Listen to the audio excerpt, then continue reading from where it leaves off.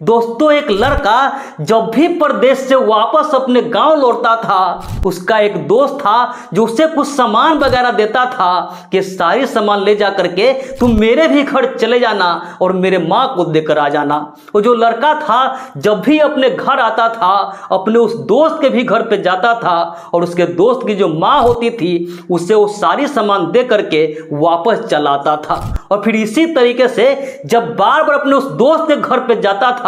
तो अब कहीं ना कहीं उसके दोस्त की जो माँ होती है उसे ही ये पसंद करने लगता है। और फिर धीरे धीरे उस दोनों के बीच जो होता है, आज से तकरीबन एक आध सप्ताह पहले जब वो लड़का फिर से अपने घर आया था तो अपने उस दोस्त के माँ से मिलने के लिए चला जाता है। लेकिन वहां पे एक ऐसी भयानक घटना घटती है कि जब सोशल मीडिया और अखबारों के माध्यम से लोगों को इस घटना की कहानी पता चली तो हर कोई सोचने पे मजबूर हो गए कि आज के इस जमाने में कभी कभी किसी से दोस्ती करना भी कितना खतरनाक हो सकता है। नमस्कार, प्रणाम, मैं सर्वेश राज। आज की इस घटना की कहानी शुरू करूं इससे पहले आपसे एक छोटी सी गुजारिश है, आप प्लीज वीडियो को लाइक कर दीजिए, साथ ही साथ चैनल को भी सब्सक्राइब कर लीजिए ताकि मेरा हौसला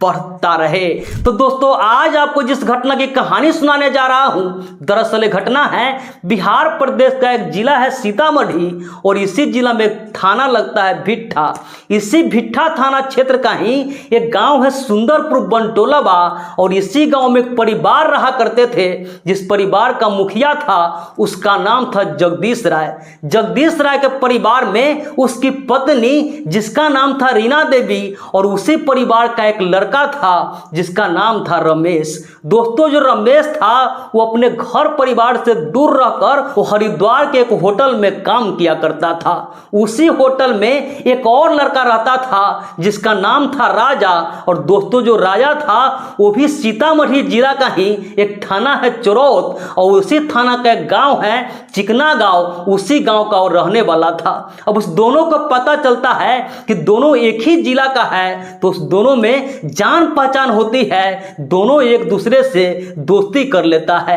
और धीरे धीरे वो दोनों की दोस्ती थी इतना गहरा हो जाता है कि अब जो राजा था जब भी वहां से वापस वो सीतामढ़ी अपने घर आता था, उसका जो दोस्त था रमेश उसे कहता था कि मेरा भी सामान लेते जाओ, तू मेरे भी घर पे चले जाना और जो मेरी माँ है उसे देकर चले आना। वो लड़का होता था अपने घर आता था तो अपने दोस्त के भी घर पे जाता था और उसके माँ से मिल करके जो भी वो सामान देता था उसे उसके माँ को दे करके वो चले आता था। और फिर इसी तरीके से अब जब भी वहां से आता था उसका जो दोस्त रमेश था उसे कुछ न कुछ सामान देता ही था और इसी तरीके से वो उसके घर पे जाता था। और बार बार जब ये सिलसिला चलता रहा तो धीरे धीरे अब कहीं ना कहीं जो लड़का होता है राजा वो अपने दोस्त रमेश की जो माँ होती है उसे पसंद करने लगता है और धीरे धीरे अब जो रमेश की माँ होती है वो भी अपने बेटा के दोस्त जो राजा था उससे वो भी मन ही मन चाहने लगती है।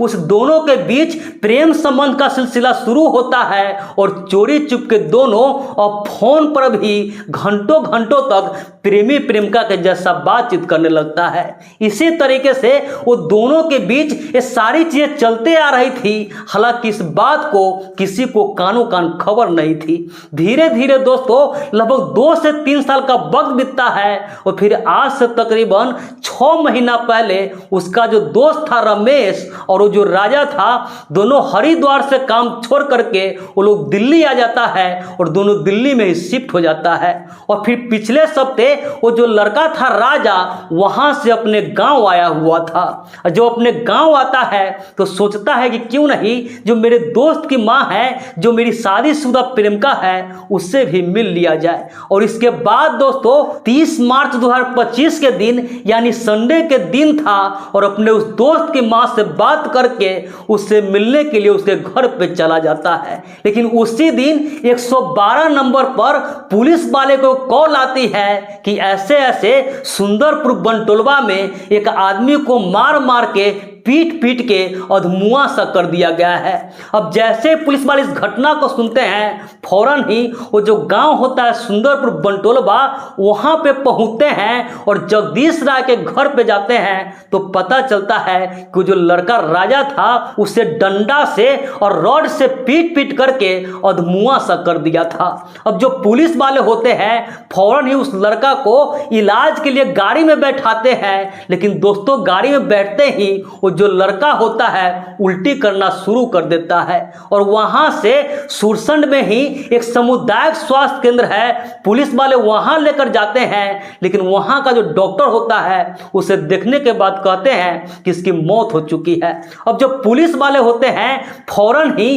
वो जो जगदीश राय होता है और उसकी पत्नी होती है रीना देवी, उस दोनों को हिरासत में लेते हैं और जब उससे पूछताछ करते हैं तो दोनों इस बात को साकार लेते हैं कि हम लोग ऐसे ऐसे मार मार के इसे अधमुआ सा कर दिए। अब इस घटना की जानकारी वो जो राजा होता है उसका पिता का नाम रामाश्रय राय होता है उससे भी दी जाती है। वो लोग भी वहां पहुंचते हैं और इसके बाद दोस्तों जब उससे पूछताछ की जाती है तो कहता है कि ऐसे ऐसे जो मेरा बेटा था, मेरा 4 गो बेटा है, इसमें से तीसरा नंबर का बेटा था और ये हरिद्वार में एक होटल में काम करता था। वहीं पे उसे एक लड़का से दोस्ती हो जाती है रमेश से और उसी के मां से धीरे धीरे से अफेयर हो जाता है और पिछले 6 महीना से ये जितना भी पैसा कमाता था उसे ही देता था और इस बार जब आया था तो ऐसे ऐसे मिलने गया तो इसके साथ ऐसी घटना घट गई। इसके बाद दोस्तों वो 5 लोगों के खिलाफ नामजद मुकदमा दर्ज करवाते हैं, जिसमें से